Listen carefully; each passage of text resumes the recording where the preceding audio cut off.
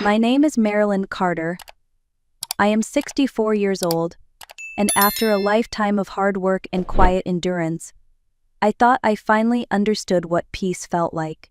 For 3 decades I worked 2 and sometimes 3 jobs to raise my son, Tyler, on my own. When I finally bought a small farmhouse in the countryside, it felt like the first thing in my life that truly belonged to me. But everything changed on the night of Tyler's wedding. In the middle of a crowded reception hall, under the glow of crystal lights, his bride Brianna lifted a microphone and announced that she was generously allowing me to move into her old apartment. People applauded as if she had just performed an act of charity. What no one in that room knew was this: while I stood there smiling through the humiliation, Brianna's family was already inside my farmhouse, unpacking their suitcases and settling into the home I had spent 30 years building for myself. The wedding venue looked like a scene pulled straight from a magazine cover. Chandeliers floated above the ballroom like frozen fireworks, and every table shimmered with gold-trimmed plates and tall vases of white roses. Guests in designer suits and sparkling dresses drifted across the room, laughing softly, sipping champagne, admiring the glamour of it all. It was the kind of place where people walked carefully, as if they were afraid their footsteps might crack the marble floor. I arrived quietly, wearing the simple navy dress I had sewn by hand and adjusted more times than I could count. The first stood near the entrance for a moment, searching for my son. Tyler had always been easy to spot in a crowd, ever since he was a boy. But tonight he was surrounded by Brianna's friends, by photographers, by the buzz of a world that had never belonged to me. When he finally noticed my presence, he waved quickly before turning back to his new wife. I told myself it was simply the chaos of the event. After all, every wedding is hectic. Every bride and groom are distracted. I took my seat, expecting that at some point he would come over, check on me, or at least make sure I felt included. Instead, the first wave of unease hit when I realized the seating arrangement placed me at a table far from the immediate family. I sat with 2 distant acquaintances from Brianna's workplace who barely knew my name.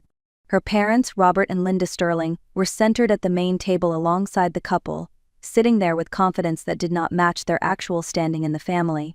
I told myself it was an oversight. Someone probably made a mistake with the placement. These things happen. But the second wave of unease was harder to ignore. Throughout the evening, servers brought dishes I did not recognize and drinks I could not pronounce. Brianna floated across the room like a swan decorated in diamonds. Her makeup was flawless, her smile trained, her posture regal. When her eyes passed over me, there was a flicker of something cold. Not hatred, not resentment, but a kind of dismissal, as if I were a detail in the room, like one of the candles or a napkin folded on a plate. Then came the moment that changed everything. The music slowed. The lights dimmed. Brianna stepped onto the stage, microphone in hand, her dress glowing beneath the spotlights. The room fell into an anticipatory hush. I leaned forward slightly, expecting a sentimental toast, maybe a story about how she and Tyler met. Instead, she said my name. I felt hundreds of eyes shift toward me. Brianna smiled at the crowd and said in her honey-smooth voice that as the new wife in the family, she was generously offering me a place to live. She explained that she had decided I would move into her old apartment in the city so that Tyler and she could start their married life without worrying about me living alone at the farmhouse. People clapped. They clapped as if Brianna had done something noble, something grand. Something selfless. I sat perfectly still. The applause washed over me like a cold wave. My hands tightened in my lap. My heart thudded painfully inside my chest. Then Brianna continued. She said that her parents and her sister had already gone to the farmhouse to help settle in and make sure everything was ready for me when I arrived after the honeymoon. Settle in, ready for me. My vision blurred for a moment. My breath caught in my throat, and then the final blow. Tyler nodded at her words. He did not correct her. He did not look confused. He did not push back. He simply agreed. In that moment, I understood the truth. What Brianna announced was not generosity. It was a replacement, a displacement, a quiet removal of me from the home I had spent my life building. I stood slowly, the room spinning slightly, and I said the only thing I could manage. No one lives in my farmhouse without my consent. Long before the wedding, long before Brianna and her polished family entered our lives, it had been just me and Tyler against the world. I met my husband Michael when I was 22. He worked at a small manufacturing plant outside the city, and he had a smile that made hard days feel lighter. We were not wealthy, but we were happy. Our home was a rented apartment with peeling wallpaper and a kitchen that echoed when we laughed. Life was simple, but it was ours. Everything changed when Tyler was 5. Michael fell ill, and within months he was gone. I remember the night I told Tyler that his father would not be coming home again. He clung to my waist and cried until he fell asleep against my shoulder. In that moment, I made myself a promise. I would raise my son to have every opportunity Michael never had. I would carry both roles, mother and father, even if it cost me every ounce of strength I had. The years that followed were a blur of work and exhaustion. I cleaned offices from 6 in the morning until noon. Then I worked as a cashier at a grocery store until evening. On weekends, I baked bread and pies to sell at the farmer's market. Every dollar mattered. Every overtime shift meant one more step toward stability for Tyler. When Tyler excelled in school, I felt a pride that made the long nights bearable. When he was accepted into an engineering program, I cried tears no one saw. I took out a small loan to help cover his books. I cooked simple meals to save money. I patched my own clothes instead of buying new ones. And when he graduated, I sat in the front row, my hands shaking, knowing that all the years of sacrifice had led to that moment. The farmhouse came later. It was not large, but it was perfect for me. The wooden porch creaked in a way that reminded me of old country songs. The air smelled of pine and fresh soil. For the first time in my life, I had a place that did not depend on someone else. A place I could breathe. A place I had earned. That house was more than a building. It was the final proof that I had survived the years that tried to break me. That I had kept my promise to Tyler, even when I had nothing left to give. It held the memories of every sacrifice, every long night, every quiet prayer. Which is why, standing at that wedding, hearing Brianna describe my future as if my home were a pawn on their board, something twisted deep inside me. They did not know what that farmhouse cost me. They did not know who I became in order to build it, and they had no right to claim it as theirs. Looking back, the warning signs were always there, subtle at first, like distant thunder before a storm. The Sterling family entered Tyler's life with polished smiles and an ease that came from living in a world far more comfortable than ours. They spoke softly but carried an air of certainty, the kind that suggested they were used to being obeyed. Linda Sterling, Brianna's mother, was the first to reveal the cracks beneath the surface. During an early dinner at their home, she tilted her head and asked how many acres my farmhouse sat on. Her tone was casual, but her eyes were sharp, focused. When I answered, she nodded slowly, as if assessing the value of a piece of property she might want to acquire. Robert Sterling, Brianna's father, carried a quieter form of ambition. He talked frequently about his past business ventures, always describing them as temporarily paused or unfairly hindered. I had dealt with enough customers in my cashier years to recognize the tone of a man who had lost more money than he cared to admit. Then there was Tessa, Brianna's younger sister. She drifted in and out of rooms without purpose. She mentioned several times that her apartment lease was ending and sighed dramatically about how expensive living alone had become. Each time she glanced at Tyler, as if hoping he would offer a solution. Tyler did not seem to notice the subtext. He was enchanted by Brianna's confidence, by her family's sophistication, by the effortless way they made him feel included. He had grown up without extended relatives, without the kind of large holiday gatherings he saw in movies. The Sterlings gave him that fantasy, and he embraced it. But I noticed everything. The lingering questions about my home. The way conversations shifted whenever Tyler walked into the room. The subtle comments suggesting that I should not live alone at my age. I told myself they were harmless. I was wrong. I left the wedding before the cake was even cut. I told no one goodbye. I simply walked out of the ballroom, feeling the weight of 100 eyes on my back. The night air outside was cool, but my hands were trembling as I unlocked my car. I drove in silence, the headlights carving a narrow path through the dark country roads. Every mile that passed, the knot in my stomach grew tighter. When I turned onto the gravel drive leading to my farmhouse, I saw something that stopped my breath. The front gate was open wide, lights glowed from every window, bright and careless. My home, which I always kept warm and quiet, looked low and occupied. I slowed the car, unable to process what I was seeing. I stepped out and heard laughter drifting through the open kitchen window. Laughter that did not belong to my home. Laughter that did not belong to my life. I pushed open the front door. It was unlocked. Inside, suitcases lined the hallway. Shoes I had never seen were scattered on the floor. A jacket hung over the back of my dining chair. The scent of expensive perfume clashed with the familiar smell of pine and old wood. I turned the corner and found them. Linda stood at my stove, stirring a pot of soup as if she had cooked there all her life. Robert sat at my kitchen table, scrolling through his phone as though he were waiting for room service. Tessa leaned against the counter, eating strawberries from a bowl I only brought out on holidays. For a moment, none of them noticed me. It was as if I had stepped into a scene where I did not belong, in a house that no longer felt like mine. When Linda finally looked up, her smile was warm in a rehearsed way. "Oh, Marilyn," she said, "we thought you would be here sooner.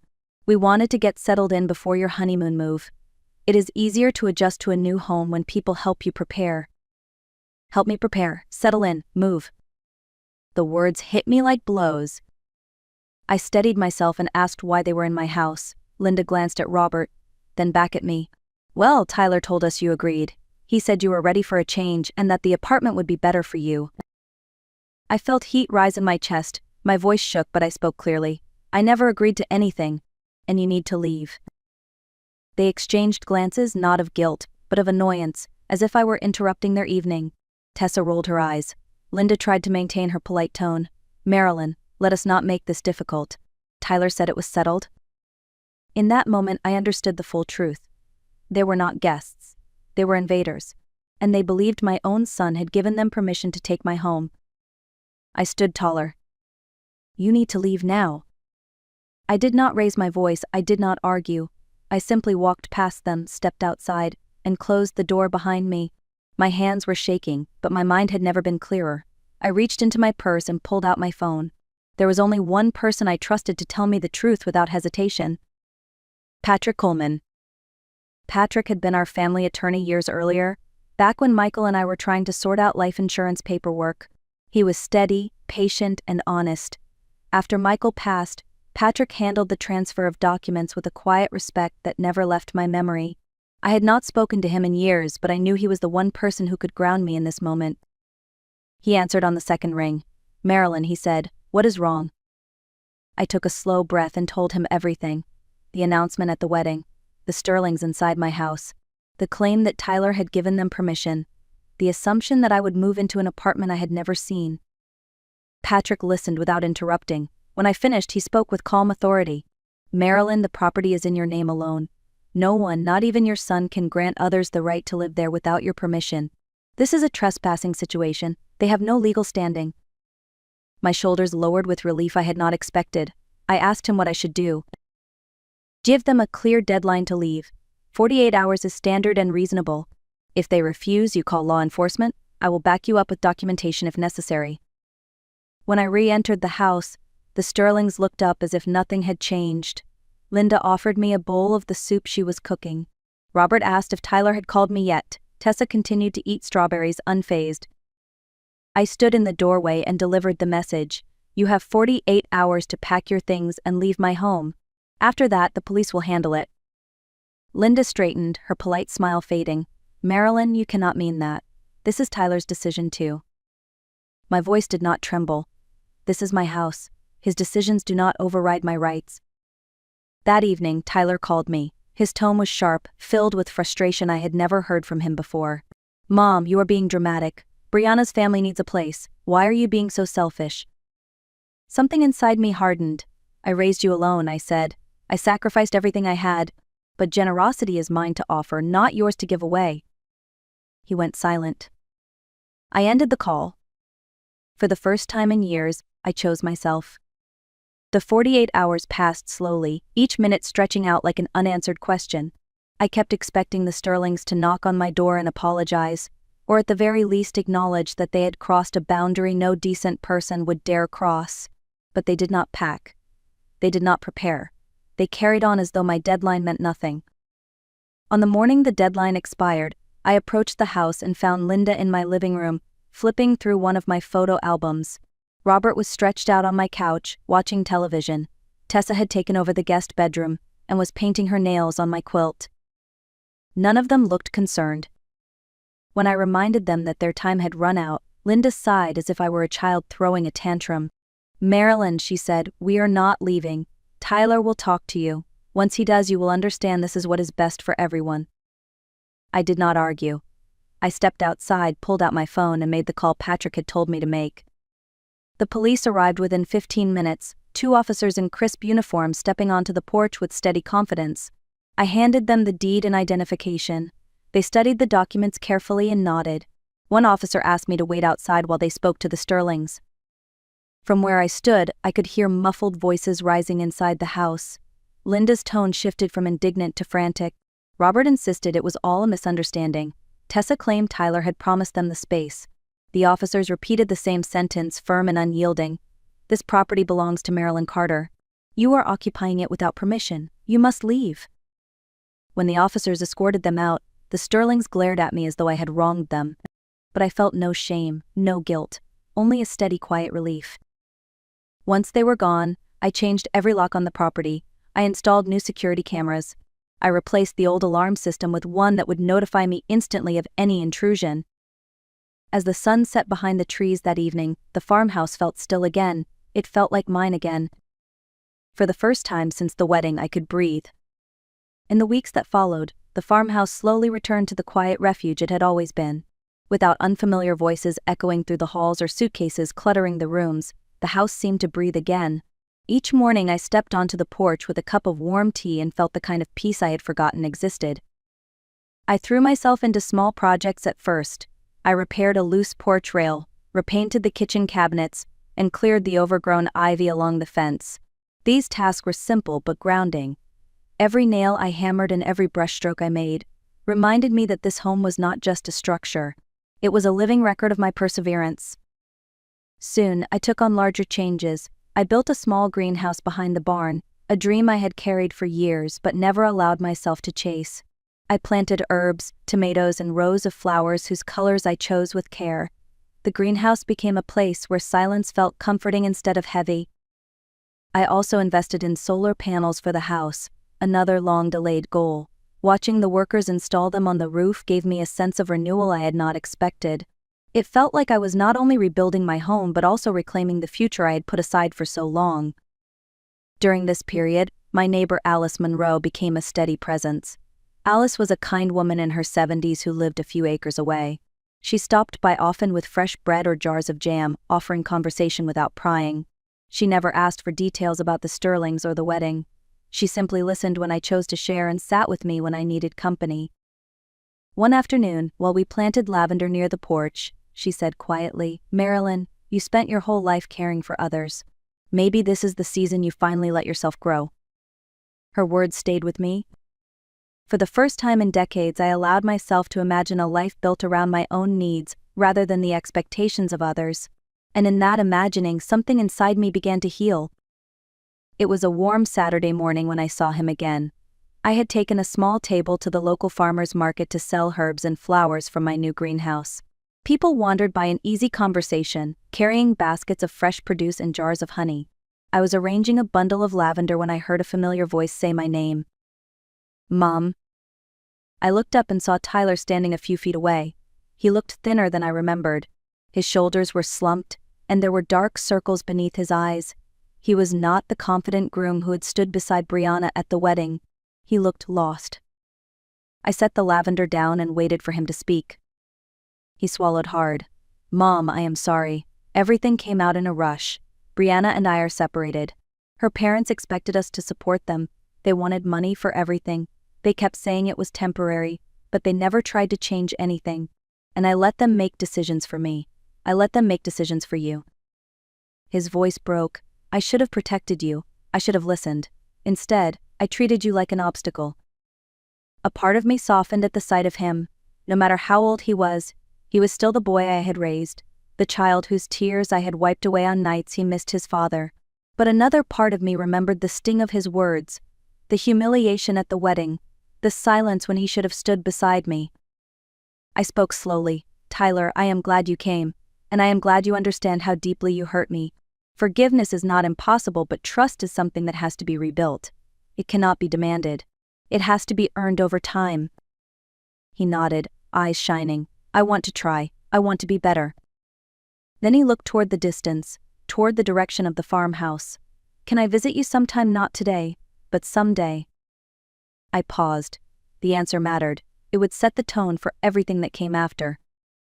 "One day," I said, "when respect returns first, not as a condition but as a foundation." He nodded again, relief washing over him. "Thank you, Mom." As he walked away through the crowd, I felt a shift inside me. Not closure, not yet, but the first quiet step towards something new. Something honest. And for the first time in a long while, that felt enough. As the weeks passed, life at the farmhouse settled into a peaceful rhythm again. The greenhouse flourished. The solar panels cut my bills in half. My mornings were quiet, filled with the scent of herbs and the soft hum of the wind across the fields. In the evenings, I sat on the porch with a cup of tea and watched the sun dip behind the line of maple trees. It felt like the closing of one long chapter and the steady beginning of another. But healing does not happen in a straight line. Some days the ache returned, a reminder of words spoken too sharply and wounds that had not yet closed. Other days, I thought about Tyler as a little boy, running barefoot across the yard, laughing as if the world were nothing but open space.